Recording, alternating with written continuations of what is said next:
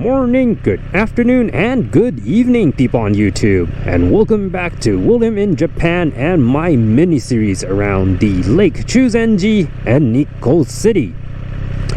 So, after leaving the Lake Chuzenji Observatory, we came back to the lake and we're now heading deeper into the mountains towards Oku-Nikko. This will be the last part of my mini-series and usually is the last road that I will ride when I come around here for a day of riding, because the further you go into the mountains, of course, the further you are away from Tokyo, and usually I turn back after this road. Alright guys, let's get on with it.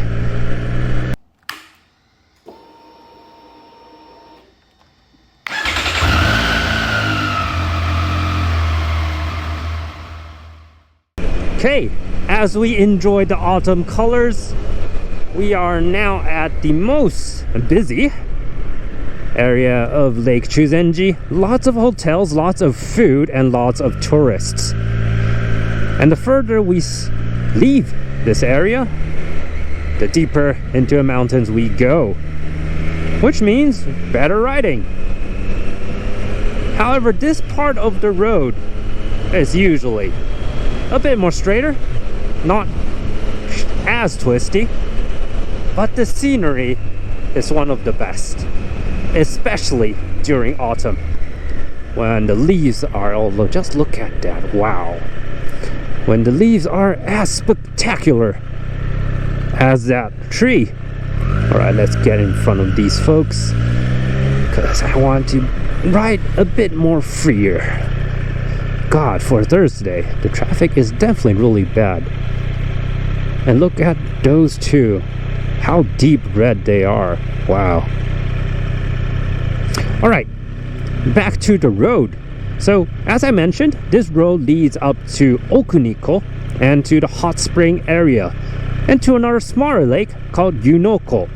So, U means hot springs. No, basically it's a proverb. Is it a proverb or adjunction? Sorry, I really forgot my grammar there. But it means the lake of the hot springs. So it's kind of the of part. Oku-Nikko. It's very small, but as the name suggests, it is around the hot spring area. And it's usually where tourists end up after maybe 1 or 2 days of vacation. I myself usually head a bit more deeper into the mountains to enjoy the twisty roads up there, up to a tunnel called Konshin, I think. Konshin Tunnel. Of course, I've been past that tunnel a few times, but today we will stop a bit closer to the Oku-Nikko area because time constraint wise, it's almost 3 o'clock.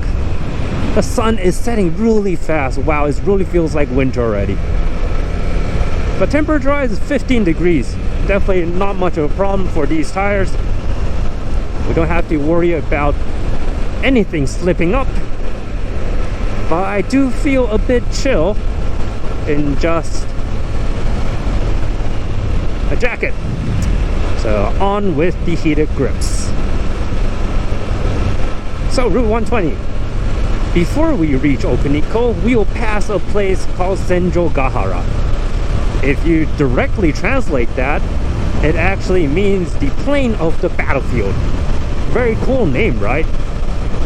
Well, so again, back in the... I'm not sure if the Meiji era, correct if I'm wrong, but according to my memory at least, back in the Meiji era, when folks are actually making a road, a better road that'll let automobiles, carriages move easier into this area. Again, they went through Senjogahara and think it looks like where the gods had fought, because out of nowhere, as you can see all around here, it's mountains. Yeah, lakes are here and there, but usually it's all mountains. And all of a sudden, when you reach there, it turns into a huge plain. And it's as if like two gods fought each other cut everything flat. So we're definitely looking forward to that. But before we can reach, oh, monkeys! For God's sakes, I was wondering why he's reading to the right. That's why. Well, today the monkeys are really out in force, guys. Gotta watch out. There's another 1, 2, 3 more monkeys scavenging for their winter, I think.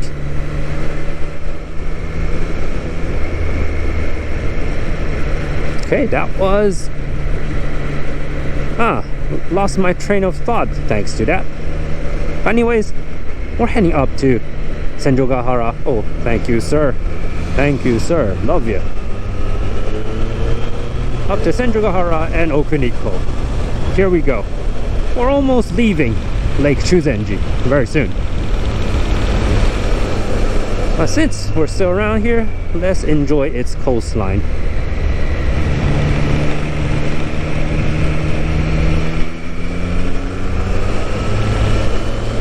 As you can see on my left, those people that we just passed, tourists around here can only rely on bus.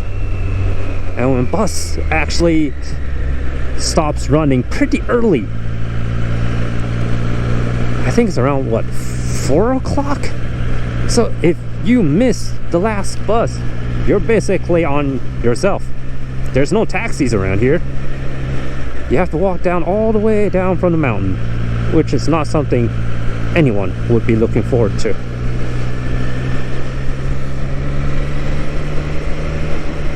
Oh, we're actually at Ryuto no Taki. Okay, I forgot to mention this. Around this Nikko area, there are 3 very famous waterfalls. Ryuto, the head of the dragon, is one. I don't think it's that great. I've been here, I think, 2 times. For me, it's kind of meh. Then I think there is the Kagon Falls, the Kagon Waterfall, which is the better one, if I remember correctly. And there's another one called Kiyotaki, I think. The Kiyo Waterfall, which is one of the biggest drop, I think, in the whole of Japan. I think it's 97 meters. Correct me if I'm wrong on this, because I'm really speaking out of memory. I did not fact check myself, so it definitely can be wrong. But at least that's what I remember.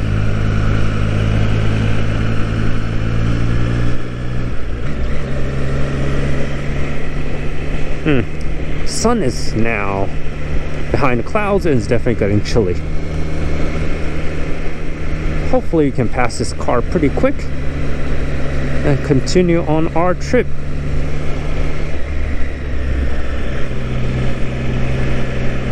And as we climb up these hills, the leaves really are disappearing. So definitely due to sea level, they have been drying up a bit quicker than where we have just passed.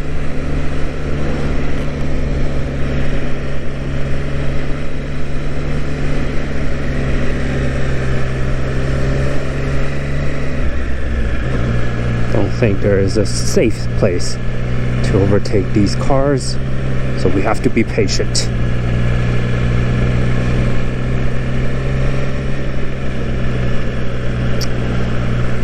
And I am smelling hot springs already.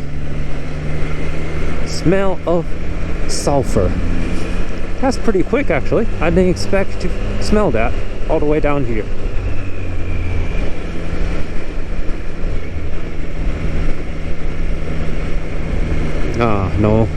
No overtakes, says that sign. Oh well. Let's fast forward a bit.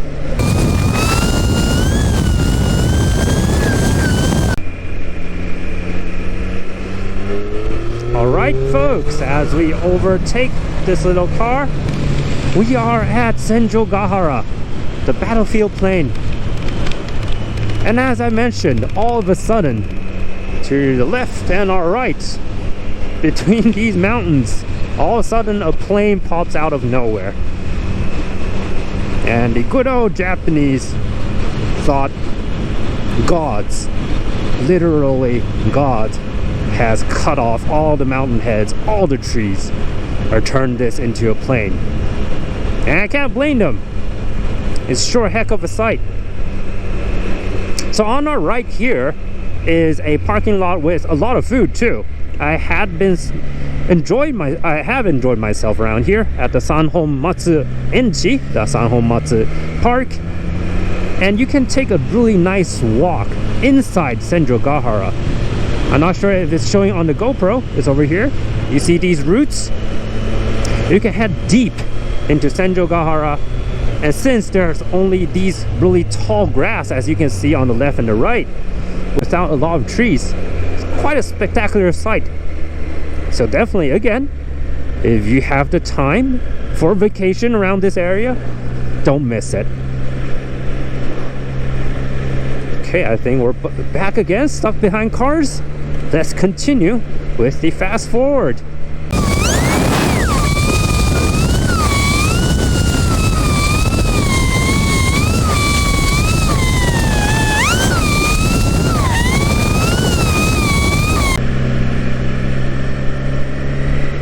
Alright folks, although we were stuck behind cars all the time, we are here at Oku-Nikko.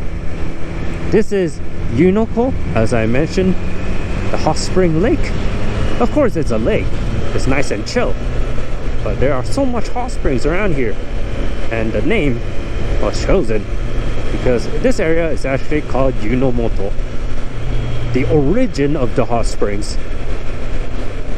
So down around Lake Chuzenji, a lot of hotels also provide hot springs, but most of them are brought up from here. So over there is the Konsei Road, the Konsei Tunnel I mentioned. But today, we're going into Oku-Nikko. Oh, I can smell the sulfur now. Wow. Head around this little lake, chill a bit, and head back home.